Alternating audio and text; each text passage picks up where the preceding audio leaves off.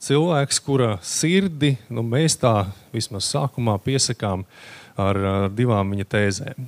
Viena ir tāda, ka sievietes tiesības kontrolēt savu ķermeni nekad nedrīkst uzskatīt par prioritāti salīdzinājumā ar dzīvību viņas dzemdē. Tas ir viens. Un otrs, cilvēku verdzība mūsdienās ir izplatītāka nekā pilsoņu kara laikā 19. gadsimta beigās. Ka mēs par to iespējams nenojaušam. Vēlos stādīt jums priekšā Kristīgo ārstu un zobārstu asociācijas vecāko viceprezidentu bioētikas un sabiedriskās politikas jautājumos. Pēdējos 15 gadus Džefrijs ir veltījis, lai apkarotu cilvēku tirdzniecību. 2008. gadā doktors Barovs ir nodibinājis organizāciju Gracehaven, kas palīdz nepilngadīgajiem seksuālās tirdzniecības upuriem Ohio štatā. Un 2020. gadā publicējis noveli ar nosaukumu Atrodot brīvību, kurā realistiski attēlota bērnu seksuālā tirdzniecība ASV. Mums ir pieslēdzies doktors Džefrijs Barovs un ar aplausiem viņu sagaidām. Liels paldies, ka uzaicinājāt mani šodien uzstāties. Es tiešām esmu pagodināts un šobrīd es esmu viesnīcas istabā Dallasā, Teksasā, jo es apmeklēju Amerikas Pro-Life asociācijas konferenci ginekologiem. Un mana pieredze ir arī saistīta ar šo, jo man es šobrīd strādāju Kristiešu zobārtu asociācijā ASV, un es esmu tas cilvēks, kas strādā ar dažādiem publiskās komunikācijas jautājumiem un iestājos par mūsu vērtībām. Par to, ko es šodien runāšu, jūs redzat prezentācijā, tātad es runāšu par dzīvību un cik tā ir vērta.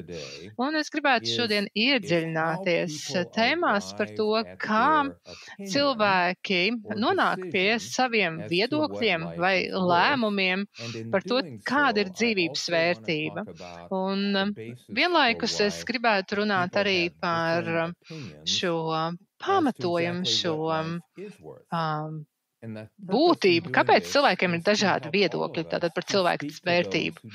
Un tas arī var mums palīdzēt runājot ar cilvēkiem, kas mums nepiekrīt. Un tas ir viena no lielām problēmām mums ASV, un es domāju, ka tā ir problēma arī Eiropā un Latvijā. Tātad mērķi, ko es gribētu, lai mēs visi kopā panākam, ir tas, ka jūs atpazīstat šos pamatus un cik svarīgi ir šiem pasaules uzskatu pamati un tos izprast. Un tātad saprast arī, kā iedara šiem cilvēka dzīvības vērtības apgalvojumi, argumenti šajā kopējā ainā. Tātad es gribu parādīt arī jums otrkārt, tātad kā šī dzīvības vērtības argumentācija iedaras šajās pamatvērtībās. Par to es parunāšu sīkāk. Un treškārt es gribētu katram no mums palīdzēt saprast, kādā veidā aizstāvēt cilvēka dzīvības svētumu, argumentējot par šiem uzskatu pamatiem. Un tātad veids, kā es konceptualizēju domāšanu un kā es redzu visu šo kopējo ainu, ir 3 līmeņos. Un es izmantoju analoģiju par ēku, kurai ir 2 stāvi, kas ir virs zemes un viens pazemes stāvs. Un katrs no šiem līmeņiem reprezentē dažāda veida domāšanu. Sākot no augšējā stāva. Šis ir tā vieta, kur mēs iesaistamies ikdienas domāšanā un sarunās.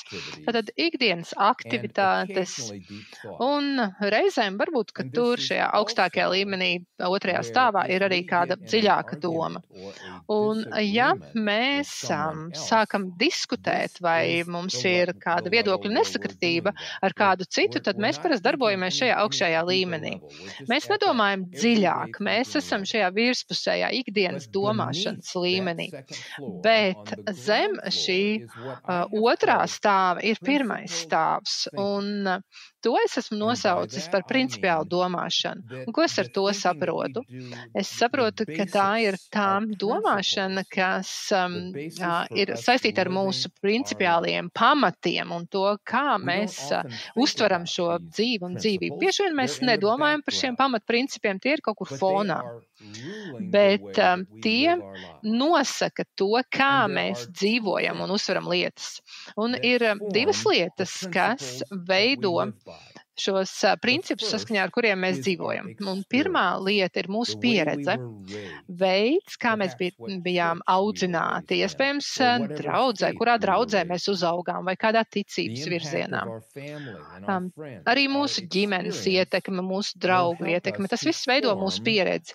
Un šī pieredze palīdz mums veidot principus, pēc kuriem mēs vadāmies dzīvojot. Bet otrais, kas ir vissvarīgākā lieta, kas veido mūsu principus, un tie ir tādi pieņēmumi, tātad mūsu pamat uzskati, tas veids, kā mēs redzam pasauli, un mūsu pasaules uzskats, ja tā varētu teikt. Un tas ir šis pazemes pamats. Protams, ka bieži vien tādā apzinātā līmenī mēs par to nedomājam, bet kaut kur fonā, kaut kur mūsos ir mūsu šie pasaules uzskati, pieņēmumi un arī mūsu pārliecības. Tātad mums ir šie trīs līmeņi. Tātad ir šis virspusējais, augšējais līmenis, kur ir ikdienas aktivitātes, ikdienas sarunas un arī tas, kur mēs lielāko daļu laika pavadām. Bet kas ir tas pamats šim augšējam? Ir tie principi, pēc kuriem mēs dzīvojam, un arī šī mūsu tāda kā pamati, mūsu pamat uzskati. Un tie jau ir šis pagrabs, šis apakšējais stāvs, pazemes stāvs. Un tas, ko mums vajadzētu sasniegt, ir tāda kā integritāte un saskaņotības ar visiem šiem līmeņiem mūsu dzīvē. Un, lai to mēs panāktu, mums ir jāveido domāšana tādā veidā, lai mēs domātu izejot no šī pamatu līmeņa. Tātad mēs skatāmies, kas ir mūsu uzskati, mūsu priekšstati, kas attiecīgi nosaka principus, pēc kuriem mēs dzīvojam, un šie principi attiecīgi ir tie, kas nosaka mūsu ikdienas domāšanu. Tātad tas ir ārkārtīgi svarīgi, saprast šo pareizo virzienu. Un tātad, kad mūsu pamat pieņēmumu, mūsu pamat pārliecības tālāk nosaka, kā veidojas principi, pēc kuriem mēs dzīvojam, un mēs tos izdzīvojam šajā augšējā līmenī. Un ja mēs apzināsimies šo, mēs dzīvosim integritāti, mēs piedzīvosim šo integritāti un saskaņotību. Bet es gribētu pilnīgi godīgi teikt, ka es vēl neesmu šo saskaņotības līmeni sasniedzis savā dzīvē, un es to nesasniedzu līdz pat 40 gadu vecumam. Un ja jūs man pirms kāda laika prasītu, vai, Džef, vai jūs dzīvojat saskaņā ar savām pārliecībām, es teiktu, protams, jā, bet bija kāds brīdis, ka man tika izaicināti mani uzskati, un man bija jāpārdomā, kā tad es domāju, un es sapratu, ka nē, es nedzīvoju saskaņā ar šiem principiem. Tātad, kad es praktizēju, man bija kāds kristiešu pāris, kuri pieteicās, tātad viņam bija neauglības problēma, un diemžēl mēs nevarējām saprast, kāds ir iemesls šai neauglībai, un viņi ieradās kā pāris pie manis, un viņi teica, Dr. Barrows, mēs gribam jums kā kristietim uzdot jautājumu, ko jūs domājat par šo mākslīgo apaugļošanu? Un tieši tas bija tas brīdis, kad man bija apmēram, tuvu 40 gadiem, es jau biju praktizējis kādus 10 gadus, un es sapratu, ka es īstenībā neesmu apstājies un tiešām dziļāk padomājis, kāda tad būtu šī kristiešu pozīcija attiecībā in vitro apaugļošanai vai mākslīgai apaugļošanai. Es darbojos no šīs autonomijas principa. Un domāju, ka, bet ja jau to var izdarīt, tad to vajadzētu darīt. Bet es varētu teikt, ka ar šo pāri pienācīgi nespēju parunāt, jo es nebiju uzdevis jautājumu par šīm pamat pārliecībām un tad attiecīgi principiem un tā tālāk. Tā kā šis process panākt šo saskaņotību ir visas dzīves garumā, un es domāju, ka mēs vēl visi esam lielākā daļa kaut kur pusceļā, un kaut kad vēlāk dzīvē mēs varam sasniegt to līmeni, kad mēs iegūstam saskaņotību un integritāti visos 3 līmeņos. Often, what happens is what happened with me in terms Tas, kas ļoti bieži notiek, bija arī tas, kā es saskāros ar šo mākslīgās apaugļošanas jautājumu. Tātad ir pārrāvums starp principiem, saskaņā ar kuriem mēs dzīvojam, un mūsu pārliecībām un pieņēmumiem. Iespējams, ka mēs to plaisu nepamanām un neatzīstam un neapzināmies, vai arī citreiz varbūt mēs apzināmies, bet nepamanām, teiksim, ka mēs nerīkojamies vai neuzskatām saskaņā ar Bībeli vai draudzi. Un tāpēc, pieņemsim, ir daudz kristieši, kas saka, mēs atbalstam abortu noteiktās situācijās. Un diezgan ilgi es nesapratu, kā tas tā var būt. Kāpēc kristieši, kur tic, ka Bībele ir patiesa, un tomēr viņi atbalsta to, ka noteiktos apstākļos abortu var darīt. Un šim iemesls ir tas, ka viņi ir atdalījuši sevi, ir šī plaisa starp šīm pārliecībām, un viņi negrib pietiekoši iedziļināties šajās pārliecībās, jo viņi vēlas vienkārši darboties ar kādu principu, ar ko viņi ir izveidojuši dzīves pieredzes rezultātā. Piemēram, kādai sievietei ir negribēta grūtniecība, kā jaunai meitenei, un ļoti sarežģīta situācija, un gal galā viņi nonāca pie tā, ka tika uztaisīts aborts. Un šis cilvēks visticamāk nevēlēsies iedziļināties šajos pamatpārliecībās un patiesībā saprast, ka tas, kas tika darīts, tas nebija pareizi. Un kā cilvēki aizsargājas, viņi vienkārši racionalizē savas rīcības un tad apgalvo, ka kaut kādos gadījumos aborts ir pieņemams. Un tātad es nedaudz runāju par to, ka mūsu pamatpārliecības un pieņēmumi ir tie, kas veido mūsu pasaules uzskatu. Un visus pasaules uzskatus mēs varam noreducēt, vai tie veidojas no 2 pasaules uzskatiem, no 2 pārliecībām. Tātad, vai pasaule ir radīta, vai tā ir nejauši radusies. Tātad, ja pasaule ir radīta, ir kāda pārdabīga būtne, kas visus mūs ir radījusi. Un šajā pasaules uzskatā ir noteiktas iezīmes, kuras mēs varam identificēt. Pirmkārt, šai pasaulē ir jau iepriekš izplānota, izveidota struktūra, kas, protams, var tikt uztverta atšķirīgi dažādās reliģijās, bet visas reliģijas atzīst, ka pasaule, kurā mēs dzīvojam, tai ir struktūra un tā ir bijusi jau no paša sākuma, un to ir izveidojis radītājs. Otrkārt, šai pasaulē ir arī kādas jau tajā ieliktas vērtības, kuras tai ir nolicis, izveidojis, piešķīris radītājs. Un es kādu piemēru sniegšu, par ko es bieži vien saku, kad es runāju par šo tēmu. Jūs noteikti visi zinat par automašīnām, jums pieder kāda automašīna. Un es zinu, ka tad, kad es iegādājos automašīnu, es gribu, lai tā man kalpotu maksimāli ilgi. Un mēs visi, protams, saprotam, ka automašīnu ir radījis kāds inženieris, un arī viņš ir radījis ar nodomu, lai šo mašīnu tātad mēs vēlāk lietotu noteiktā veidā un arī būtu apkopes. Bet, ja es un te pievērst uzmanību. Tātad, ja mēs pretojamies šīm iebūvētajām vērtībām vai ieliktajām vērtībām, tad tas atnes kādu apdraudējumu vai ļaunumu vai sliktumu mums kā cilvēkiem. Tā kā piemērā par mašīnu.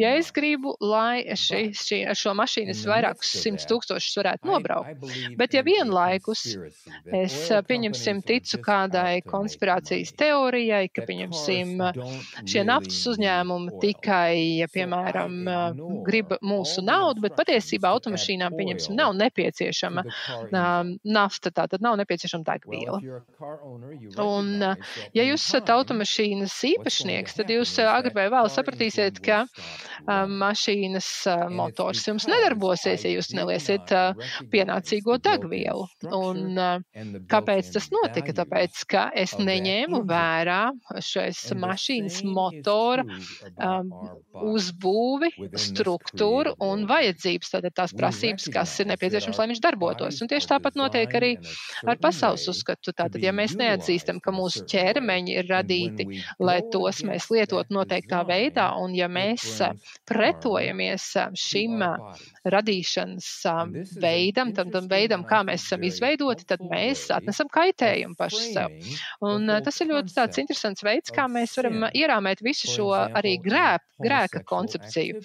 Nu, pieņemsim, ja mēs skatāmies uz homoseksualitāti, tad, kad mēs atzīstam, ka mēs neesam radīti homoseksualitātei,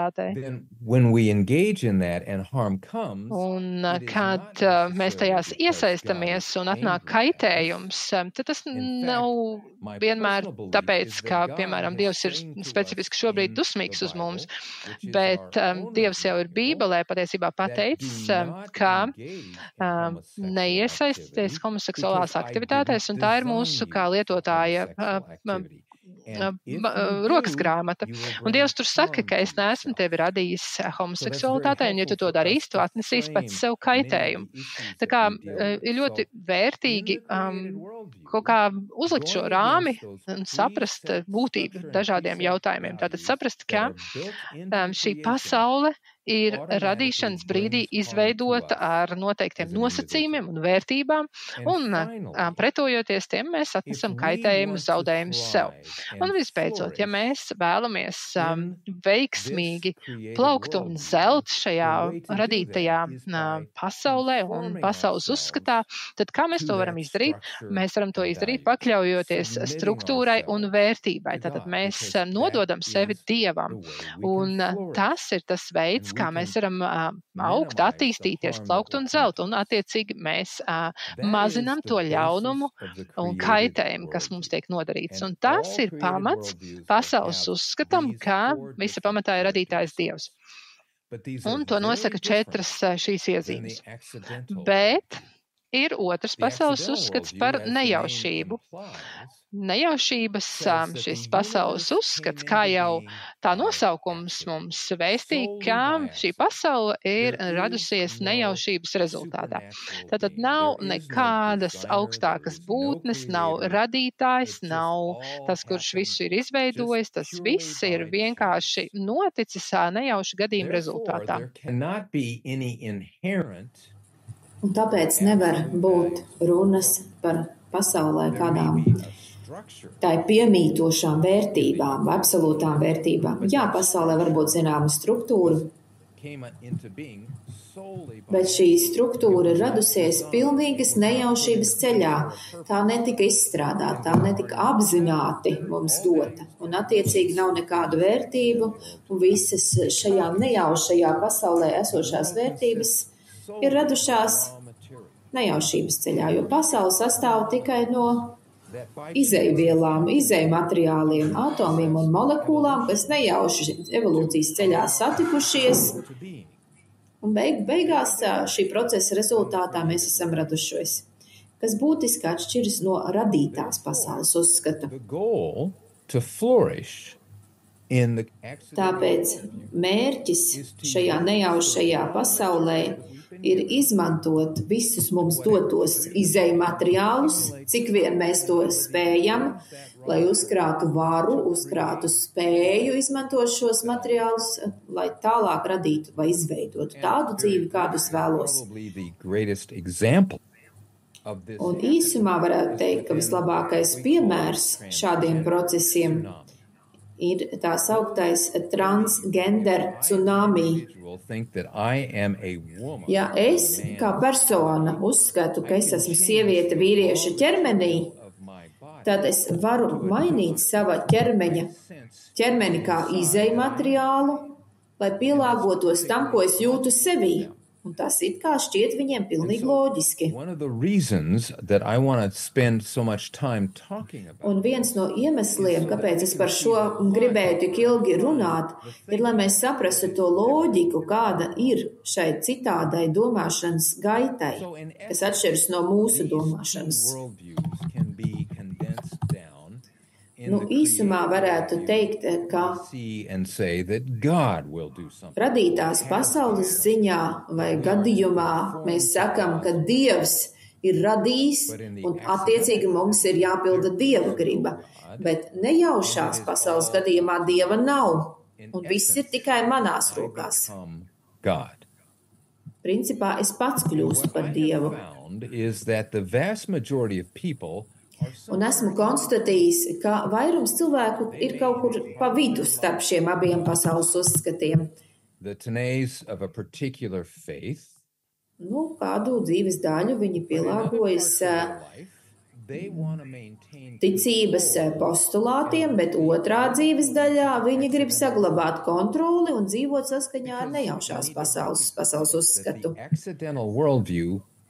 Mums ir jāsaprot, ka šai nejaušajai pasaulē, nejauši radušamies pasaulē ir ļoti liels tāds pievilkšanās spēks, jo var šķist, ka es savu dzīvi tiešām kontrolēju, bet radītās pasaules ziņā, ja mēs absolūti pieturamies pie šīs idejas, mums ir jāpakļauj sevi šīs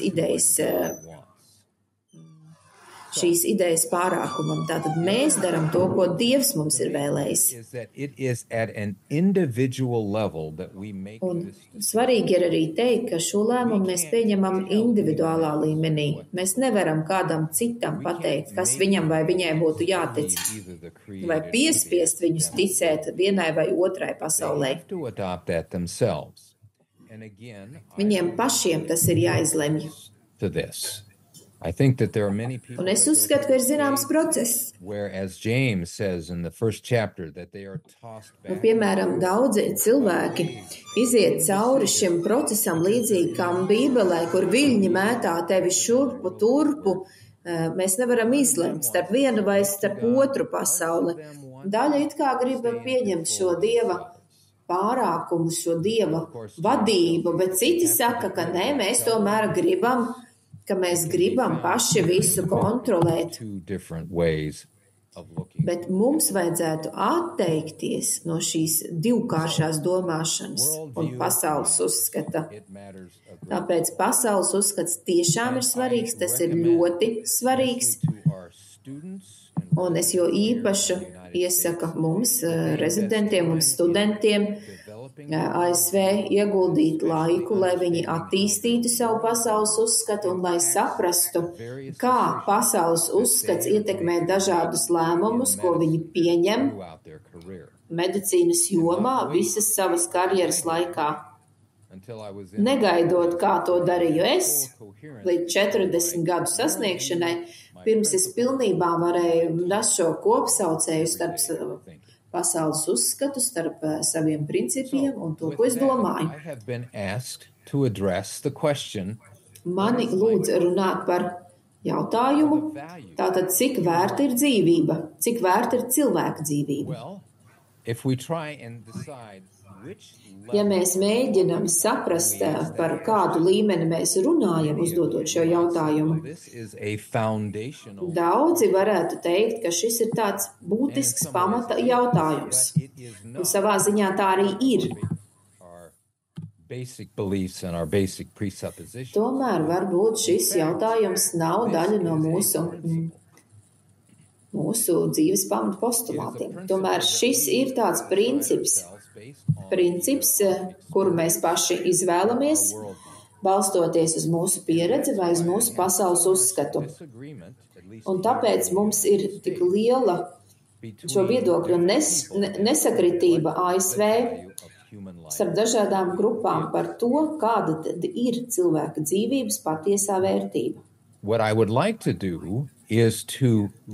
Es gribētu veltīt nedaudz laika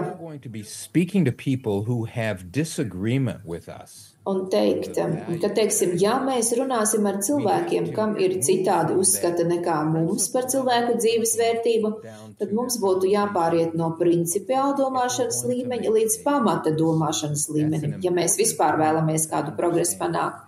Tas ir ļoti būtiski, tas ir jāsaprot, un es ceru, ka to jūs no manas prezentācijas arī spēsiet saprast.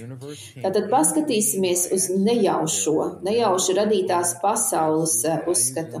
Pasaule ir radusies nejaušības ceļā, pasaulē nav nekādu tai piemītošu vai absolūtu vērtību, mums ir tikai izēja materiāli, un cilvēku uzdevums ir izveidot tādu dzīvi, kādu vēlas, izmantojot šos izēja materiālus. Ja kādam ir šāds pasaules uzskats, ja tiešām tā uzskata, ka tā ir, tas ir pamatvērtības un pamata uzskati, tad šādam cilvēkam būs pilnīgi cita izpratne par cilvēka dzīves vērtību nekā tiem, kas ir kristieši.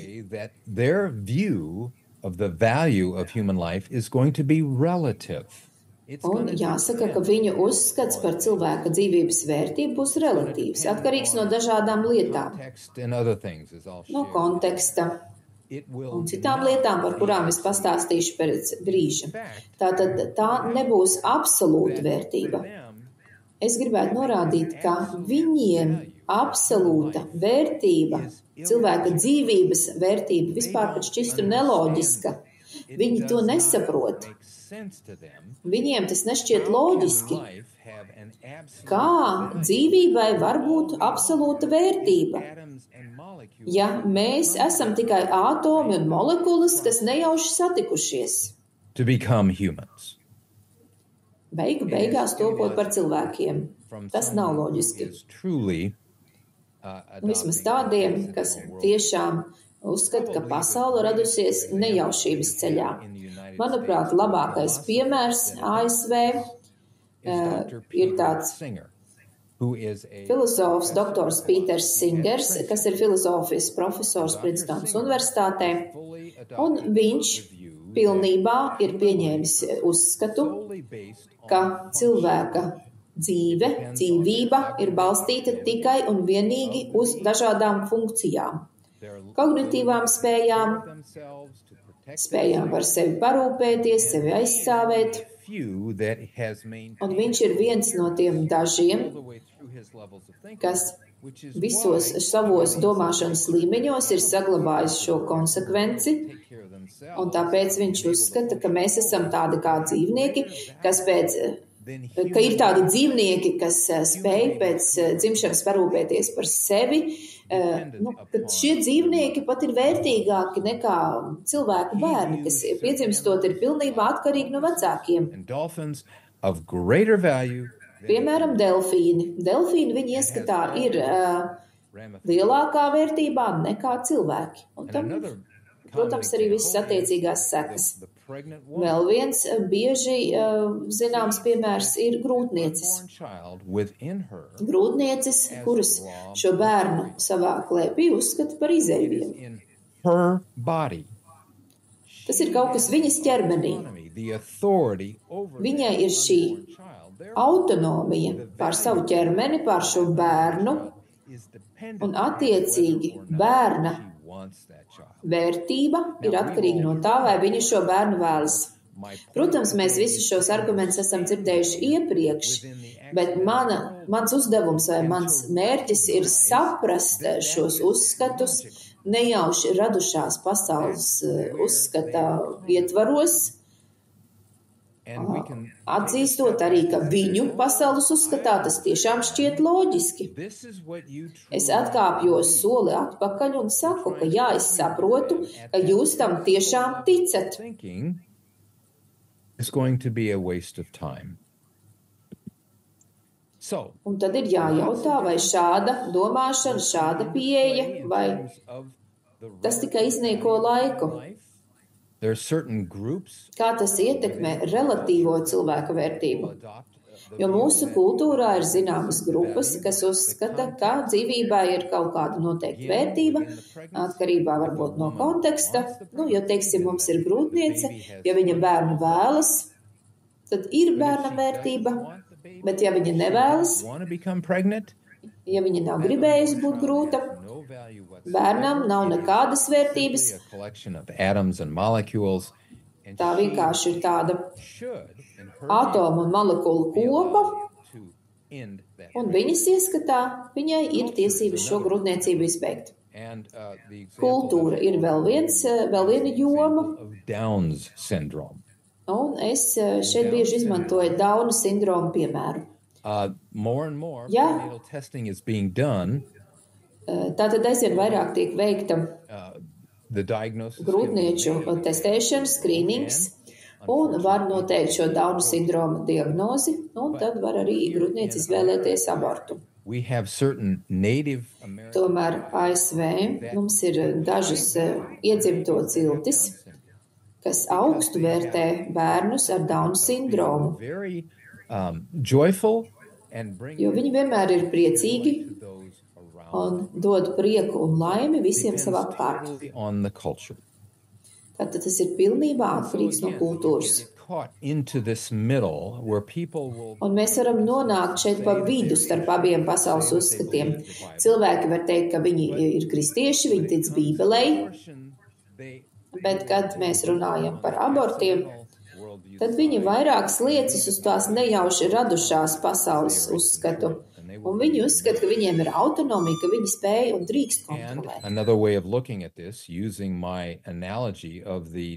Vēl viens veids, kā uz to skatīties, izmantojot manu dažādu līmeņu domāšanas analoģiju, tad viņi it kā atsakās no saviem uzskatiem un viedokļiem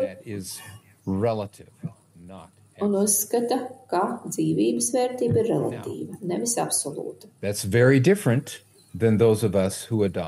Tas ievērojami atšķiras no to cilvēku pasaules uzskata, kuri tic, ka pasaule ir izveidota, kur ir iepriekš noteikta struktūra, tā ir piemītošas vērtības, šo vērtību pārkāpšana kaitē cilvēkam un ka mūsu mērķis ir cienīt un pieņemt šo struktūru un vērtības. Tad pilnīgi cits pasaules uzskats.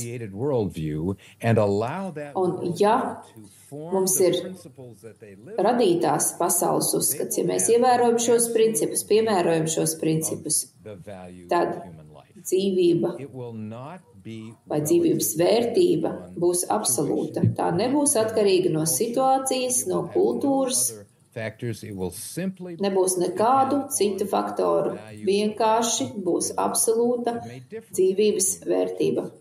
Reliģijās, protams, šie uzskati var atšķirties, varbūt ne radikāli, bet reliģijā cilvēka dzīvības vērtība ir absolūta. Es zinu, ka jūs jau runājat par cilvēka dzīvības svētumu. Kristiešu pasaulē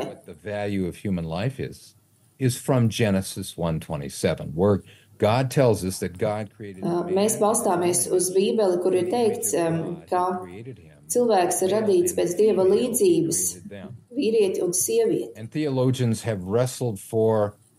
Un teologi jau simtiem gadu, tūkstošiem gadu runā par to, ko tad nozīmē būt radītam pēc Dieva līdzības. Bet mums šeit svarīgi atcerēties, ka tā kā mēs esam radīti pēc Dieva līdzības, mums ir absolūta vērtība, kur vienkārši nav novērtējama.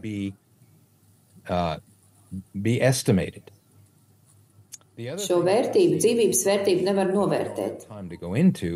Es, protams, nevaru visu detalizēti izskatīt, bet te ir arī šis pretnostatījums. Mēs esam radīti kā vīrieši un kā sievietes. Tāpēc transseksuāļu ideoloģija nav kaut kas tāds, ko kristieši varētu pilnībā pieņemt. Ja mēs runājam par kristiešu pasaules uzskatu kā par mūsu pamatu un mēģinam atbildēt uz jautājumu par to, kāda ir cilvēku dzīvības vērtība, vai kāda ir dzīvības vērtība, kāda ir dzīvības cena varbūt, mēs redzam, ka mēs esam radīti pēc Dieva līdzības, un pārvēršot šo Bībeles principu tālāk, mēs redzam, ka dzīvība ir svēta. Tā ir absolūta, tā nav atkarīga no kādiem faktoriem, tā nav relatīva. When we look at unborn life, for instance, un runājot par nedzimušo dzīvību, mēs, kā kristieši, uzskatām, ka dzīvība sākas olšūnas apaugļošanas brīdī. Nav iespējas, ka mēs varētu šo dzīvību vērtēt pēc kādas funkcijas. Kā Pēters Sanders to dara Princetonā. Mēs to absolūti kā kristieši nevaram pieņemt. Nav nekādu nosacījumu faktoru, vai, teiksim, spējas seju sāpes vai dzīvotspēja vai kaut kas tāds. Katru reizi pieņemot lēmumu par grūtniecības izbeigšanu, mēs vienkārši nogalinam cilvēku. Tas ir tik vienkārši. Un tāpēc kristieši, kas dzīvo konsekventu dzīvi dažādos līmeņos, un ja viņi pamatojas uz šo uzskatu, ka mēs esam radīti, Dievs mūs ir radījis, tad viņu ieskatā grūtniecības izbeigšana pat incesta un izvarošanas gadījumā nav pareiza. Protams, tie ir šausminoši notikumi, bet tik un tā tiek izbeigta cilvēka dzīve, cilvēka dzīvība. Otrkārt, šī dzīvība ir nevainīga. Šī dzīvība neizraisīja izvarošanu vai incestu. So we oppose abortion, even in cases. Tāpēc mēs iebilstam pret abortu pat incestu un izvarošanas gadījumos, jo cilvēka dzīvības vērtība nav izmērāma. To those with the accidental worldview, tiem, kas uzskata, ka pasaule ir radusies nejaušības ceļā, tie uzskata, ka aborts ir pieņemams un pat loģisks. Es nepiekrītu, bet viņu ieskatā tas ir loģiski. Un ja mēs runāsim ar tiem, kas mums nepiekrīt tādos svarīgos jautājumos, kā aborts vai eitanāzija, tad mums ir tas jādara pasaules uzskata līmenī. Mēs to nevaram darīt pamata līmenī, jo savādāk mums būs tikai strīdi un nekur tālu mēs netiksim. Mums tas ir jādara pasaules uzskata līmenī. Un to mēs darām uzdodot tādus pamata jautājumus, kā, kad jūsu ieskatā sākas dzīvība. Tātad mēs tā uzmanīgi uzzinām par šiem uzskatiem, kas liek nonākt pie noteikta pasaules uzskata. Man nav daudz laika, lai mēs to detalizēti apskatītu. Mēs varbūt varam jautājumu atbilžu sesijā tam pievērsties. Man patīk šis Luis citāts, ka nav parastu cilvēku. Mēs nekad neesam runājuši ar vienkārši mirstīgo. Tautas, kultūras, māksla, civilizācija. Tas viss ir mirstīgs. Un to dzīve ir noteikta laika ziņā, bet tad ir tie nemirstīgie, ar kuriem mēs jokojam, strādājam kopā, ko mēs noslēdzam laulību un tā tālāk. Un ka tieši nemirstīgie ir tie, kas nosaka mūsu dzīvi. Now, next, I've focused most of my time and attention on the beginning. An unborn life, on abortion, but another very... Un tālāk es pievērsīšos pašiem pirmsākumiem. And there are many states adopting. Vēl tomēr ASV jāsaka, ka mums arī ir aktuāls jautājums par to, kā izbeigt dzīvi, un aizvien vairāk štatu pieņem likumus par to, kā tiek legalizēta palīdzība dzīves izbeigšanā. Eitanāzija vēl nav legalizēta, bet tas jau tuvojas, un es gribētu atkārtot, ka mēs esam radītas būtnes, mēs nepiedaram paši sev. Tāpēc mums nav pilnvaru izbeigt mūsu dzīvi, izlemt, kad mēs to izdarīsim. Bet ja mēs balstamies uz uzskatu, ka pasaule radusies nejaušības ceļā, tad ir pilnīgi loģiski pieņemt, ka man piedara mana dzīve, ka man ir tiesības izbeigt šo dzīvi tad, kad es to vēlos, un tāpēc jūs neatturiet mani no priekšlaicīgas manas dzīves izbeigšanas. Tomēr mums kā kristiešiem šāda te palīdzība dzīves izbeigšanā un eitanāzija jāuzskata par ļaunumu, jo mēs nepiedaram paši sev, mēs esam radīti. Un kā radītas būtnes, mēs esam mūsu radītāju ziņā. Tuvojoties manas prezentācijas noslēgumam, es gribēju jautāt, kas notiek tad, kad dzīvības vērtība kļūst relatīva? Un es domāju, ka daudzi no jums, vairums no jums ļoti labi to apzinās, bet katru gadu mēs zaudējam 73 miljonus nedzimušo bērnu, kas ir milzīga traģēdija.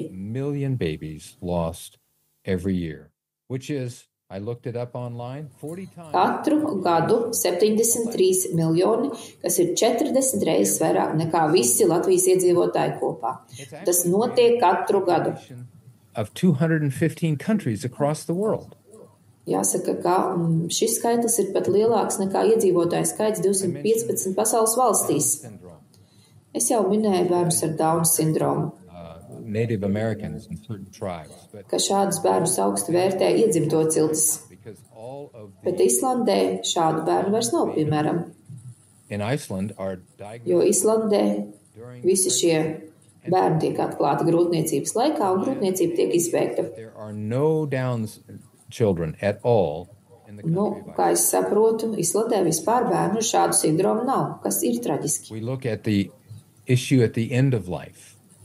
Un vēl paskatīsimies uz dzīvības izbeigšanu vai dzīves izbeigšanu. Vairāk nekā 20,000 vecāka gadagājuma cilvēku un invalīdu katru gadu izbeidz savu dzīvi priekšlaikus.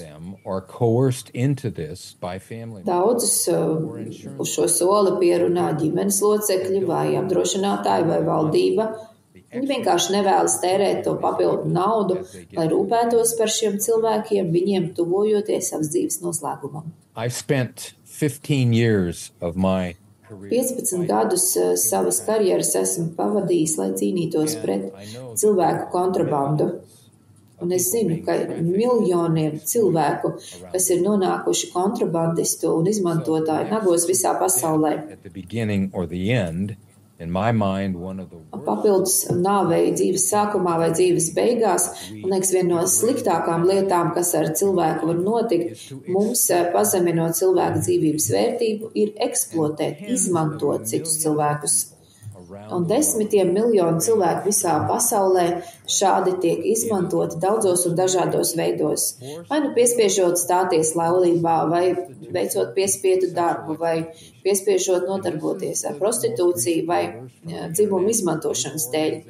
Šie ir jaunākie skaitļi no Startautiskās darba organizācijas un Walk Free fonda 22. gads. Un es gribētu norādīt, ka ir novērojams palielinājums, un aizvien biežāk mēs sastopamies ar šādiem gadījumiem. Kopš 16. gada ir pieaugums bijis par vairākiem miljoniem, un lielākoties tas notiek ne jau kaut kādu lielu korporāciju vai valdību rīcības dēļ, bet pateicoties kādu mazu struktūru vai cilvēku, atsevišķu cilvēku rīcībai, kuri vienkārši eksploatē, izmanto citus. Mēs redzam, kā samazinās dzīvības vērtība un kā palielinās eksploatāciju cilvēku skaits, jo viņi uzskata, ka cilvēka dzīvības vērtība ir relatīva. Kā mums, kā kristiešiem, būtu jārēģē?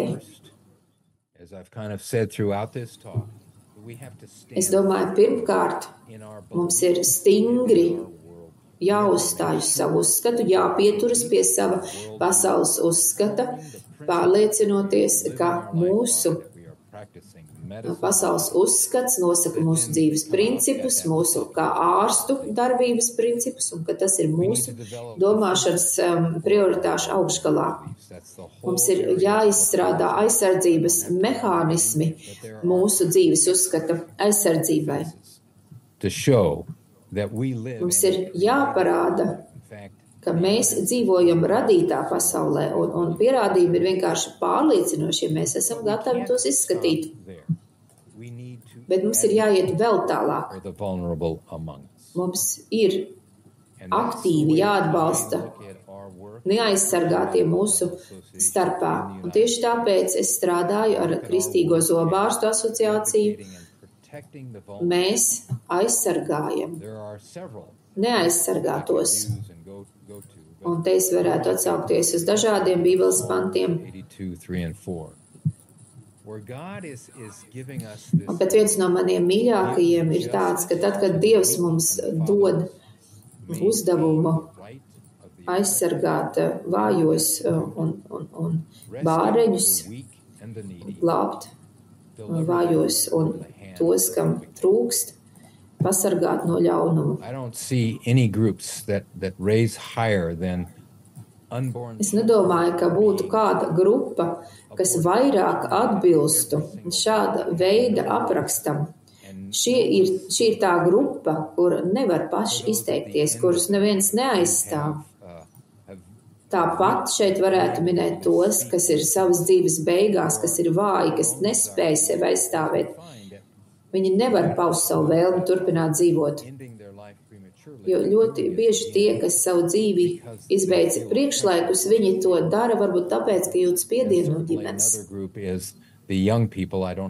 Un vēl, protams, ir arī jaunieši, man gan nav laika tam īpaši pievērsties, bet tad ir jaunieši, kas krīt par upuri transseksuāļu ideoloģijai, jo īpaši ASV, un tad viņiem tiek doti hormoni, tiek veiktas ķirurģiskas operācijas, vienkārši tāpēc, ka tie, kas atbalsta šādu ideoloģiju, uzskata, ka mēs esam izējmateriāli, ātomi un molekulas, un ka mums ir tiesības mainīt mūsu ķermeņus, kā mēs vien iedomājamies, tā vietā, lai pareizi domātu par sevi kā tādiem, kas esam radīti kāda noteikta uzdevuma veikšanai. Ar to es gribētu noslēgt savu prezentāciju, un tagad esmu gatavs atbildēt uz jautājumiem. I have a few questions for you. So let's start. Esam saņēmuši vairākus jautājumus. Pirmais ir šāds. US court ruling Ko jūs domājat par neseno ASV tiesas lēmumu, ar kuru tika atceltas konstitucionālās tiesības uz abortu, kas ir bijušas spēkā kopš 1973. gada?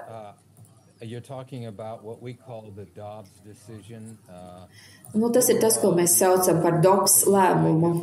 Kopumā mēs esam priecīgi.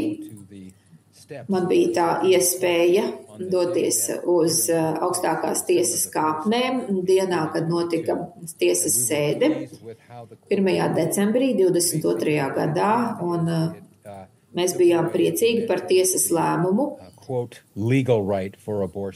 un tika atņemtas šīs juridiskās tiesības uz abortu, atstājot šīs tiesības štatu ziņā.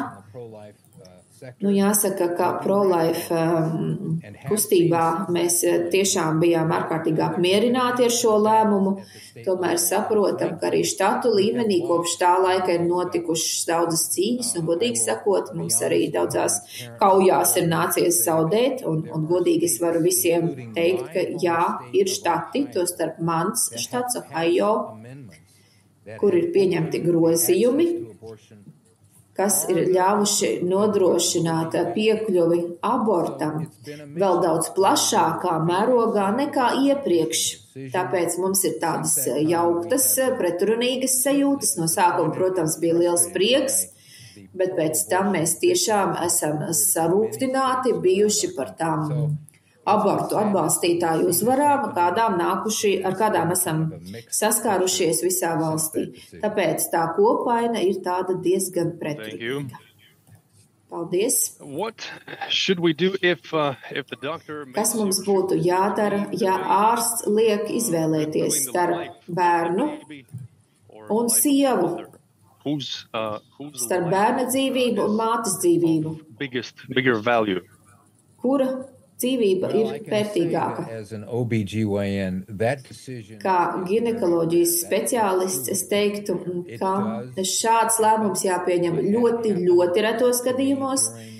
Tā notiek, bet ļoti reti. Man arī ir bijis šāds gadījums manā praksē.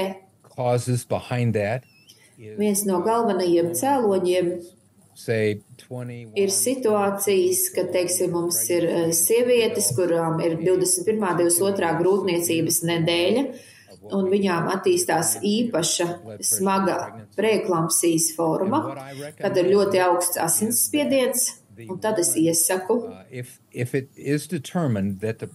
sievietei, ka ja tiešām tiek konstatēts, ka grūtniecībai būtu jābeidzas, un tad es iesaku, kā būtu jāiežosina priekšlaicīgas dzemdības. Ka pat ja ir tikai pavisam minimāla iespēja, ka bērns varētu izdzīvot, tad šī iespēja tomēr tiek dota. Otrkārt, tas ir daudz labāk mātei, pat ja bērns iet bojā dzemdību laikā, ka māte tiešām var šo bērnu vēl paturēt.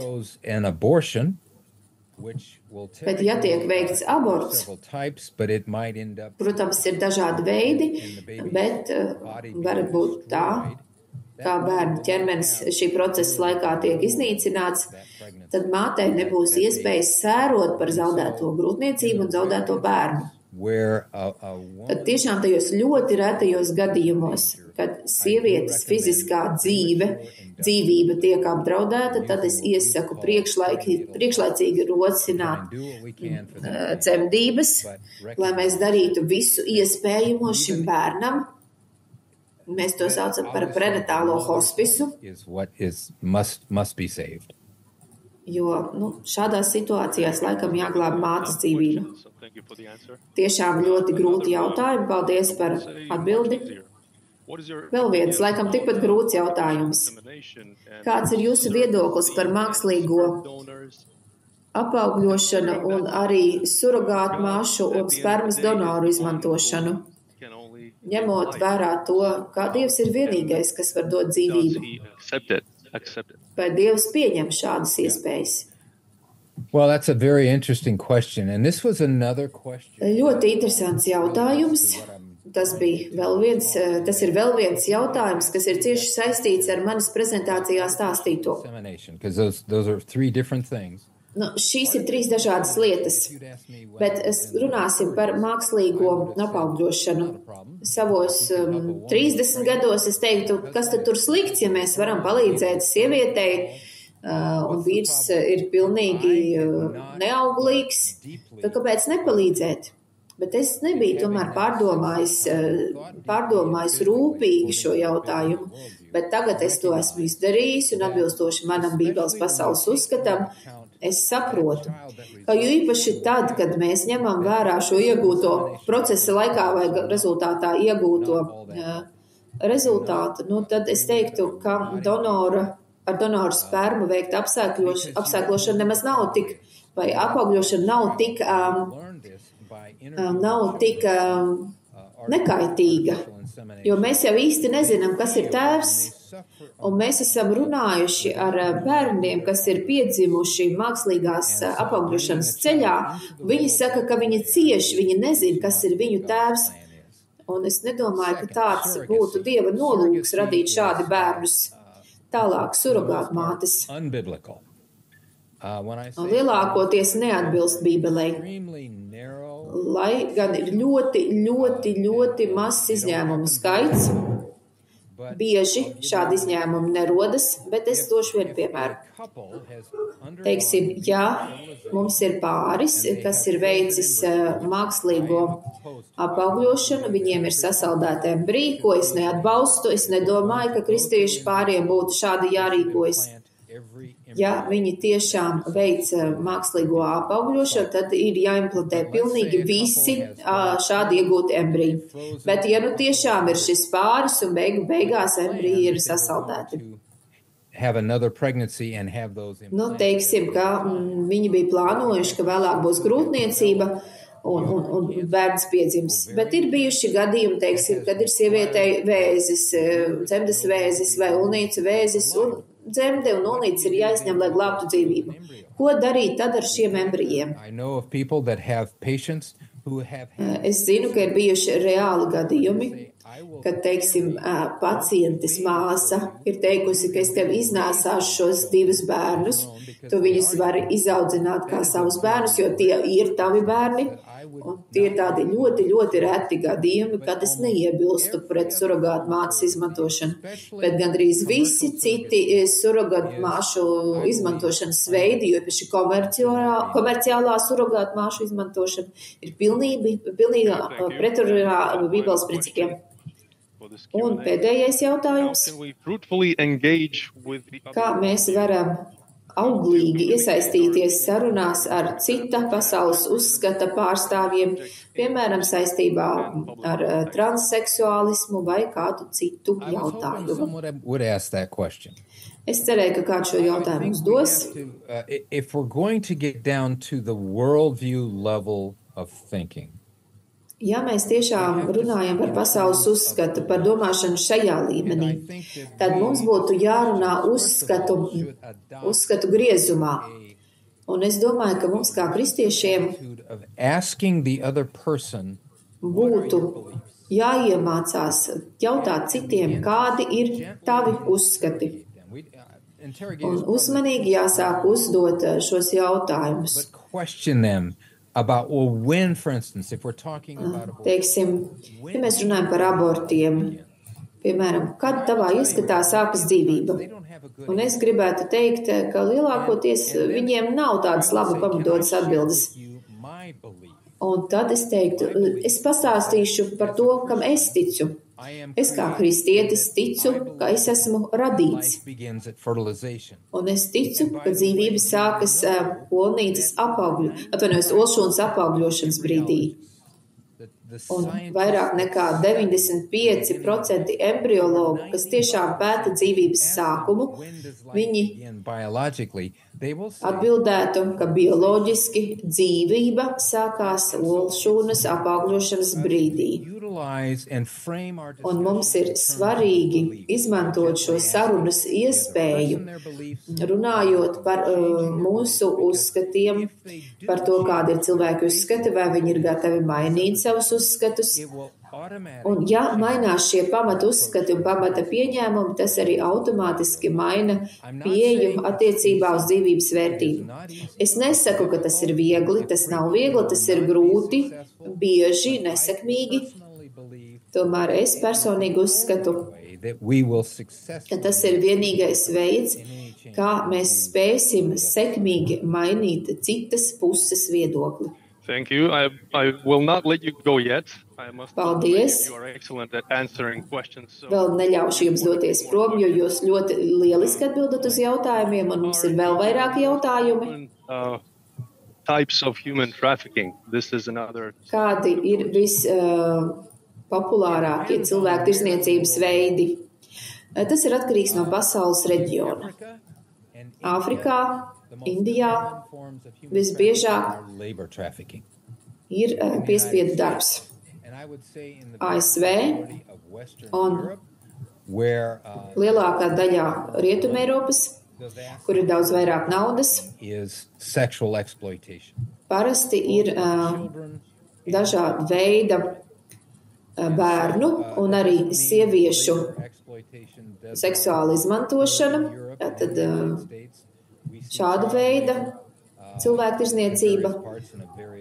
Tas gan nenozīmē, ka spaidu darbs pie mums nav novērojams, piemēram, bērnus iesaista šādā darbā. tomēr visvairāk mums ir novērojama tieši šāda seksuālā izmantošana. Men and women. A lot of people don't recognize that women buy sex. Diemžēl mums ir vīrieši un arī sievietes. Arī sievietes, es pats par to nezināju, ka sievietes tiešām pērk seksu no citām sievietēm, arī no vīriešiem. Bet, protams, lielākais pircēju skaits ir vīroši. Young girls all the way up to adult girls that are Un, diemžēl viņi iegādājas, pērk, varētu teikt, jaunas meitenes, pat bērnus.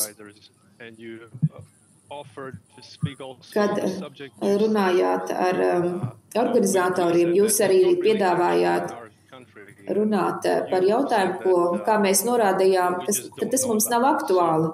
Un jūs atbildējat, ka mēs vienkārši par to nezinām. Tad jautājums būtu šāds, kādi varētu būt šādi cilvēku kontrabandas veidi, kas pie mums varētu būt aktuāli jūs ieskatā. Es esmu pārliecināts, ka pie jums ir abu veidu izmantošana. Es esmu bijusi pilsētās, kur mēri saka, nē, pie mums nekas tāds nav, bet pēc tam FIB to atrod, jo šāds fenomens ir slēpts, to ir ļoti grūti atklāt. Es pārāk daudz par Latviju nezinu, lai sniegtu konkrētu atbildi, bet es esmu 100% pārliecināts, ka šāda izmantošana notiek, jo visās pasaules valstīs tas notiek. Ja ir cilvēki, kas to vēlas atrast, piemēram, var doties uz Starptautiskās darba organizācijas mājaslapu, lai paskatītos, ko viņi ir atklājuši par Latviju. Arī mūsu valsts departaments attiecīgi ziņojumu katru gadu publicē, bet man ir 100% pārliecība, ka pie jums gan ir spaidu darbs, gan arī seksuāla izmantošana. Latvijā taču ir prostitūcija, vai ne? Jā, ir. Ja ir prostitūcija, tad lielā mērā tur arī ir izmantošana. Kura meitene 12 gadu vecumā saka, es gribu būt prostitūta, kad es izaugšu? Neviena meitene to negribētu. Tad kāpēc mums ir sievietes prostitūtas? Tāpēc, ka ir ļoti maz citu izvēles iespēju. Bieži ir kāds šis savedējs, kas sekmē šo iesaisti prostitūcijā un veicina to. Paldies par jūsu uzstāšanos. Tiešām šķita, ka jūs esat šeit. For the lectures we have free water and so lektoriem mums bija paredzēts šeit arī ūdens, bet liels paldies par sniegto informāciju, liels paldies par jūsu prezentāciju, teiksim paldies. Well, thank you all for inviting me. Un viņš pasakās visiem, kas uzaicināja, visiem, kas klausījās. And I hope we will continue this cooperation. Un ceru, ka arī turpināsim šo sadarbību nākošajās konferencēs, ne tikai šogad, bet arī vēlāk. Paldies!